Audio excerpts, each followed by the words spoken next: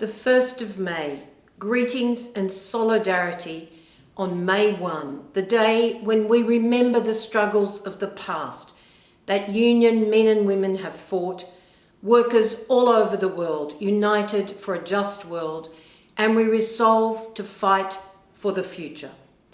We know that our world is fractured, and indeed, while inequality is greater than it's historically ever been, while we have more conflict and more refugees, where we see women and the indicators for progress stalled, and we see 60% of the world's workers in informal work, along with the climate emergency and the devastation of lives and livelihoods, these were the crises we were tackling.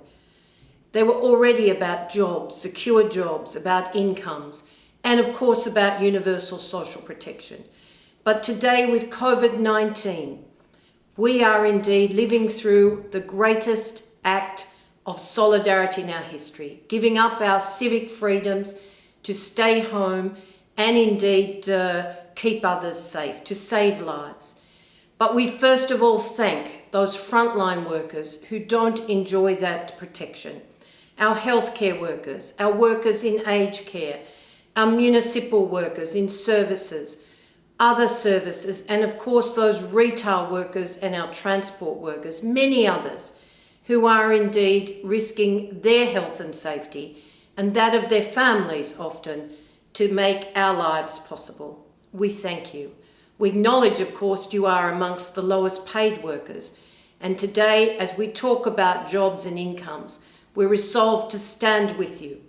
But now we must move through the crisis and ensure that no one is left behind. We need to move from there to recovery and indeed to resilience. This will take a global effort, the likes of which we haven't seen since the Great Depression, World War II, the famines in Africa, many global shocks before, but historically, probably the largest in our living memories. We need a plan for jobs, a plan for income, and a plan for universal social protection.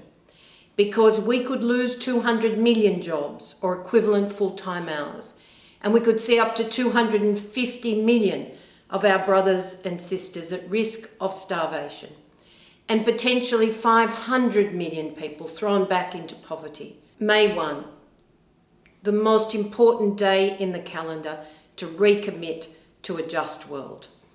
Today we say recovery and resilience.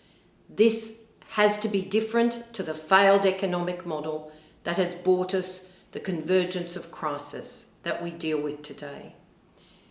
We want to see a future with jobs, full employment, incomes, just wages and collective bargaining rights, and of course with occupational health and safety guarantees and a social protection, universal social protection guarantee for every worker on the planet.